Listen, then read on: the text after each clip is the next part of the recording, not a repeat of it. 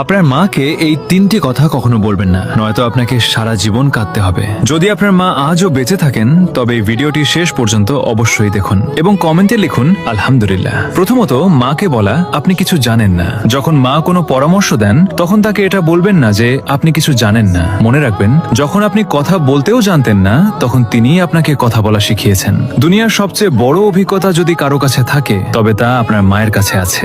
দ্বিতীয়ত, মাকে কখনো বলবেন না আপনি আমার জন্য কি করেছেন।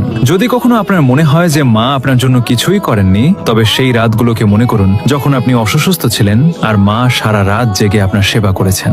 আপনার এক ফোঁটা চোখের জলে যদি কেউ সারা রাত না ঘুমিয়ে থাকে তবে তিনি কেবল মাই হন। তৃতীয়ত, আমাকে একা ছেড়ে দিন। রাগের মাথায় মাকে কখনো বলবেন না আমাকে একা ছেড়ে দিন, কারণ একদিন তিনি সত্যিই আপনাকে চিরদিনের জন্য একা ছেড়ে চলে যাবেন। তখন আপনি চাইবেন কেবল একবার তার সাথে কথা বলতে, কিন্তু তখন অনেক দেরি হয়ে যাবে। যদি আপনার মা বেঁচে থাকেন তবে তার জন্য একটি সুন্দর কমেন্ট অবশ্যই করবেন।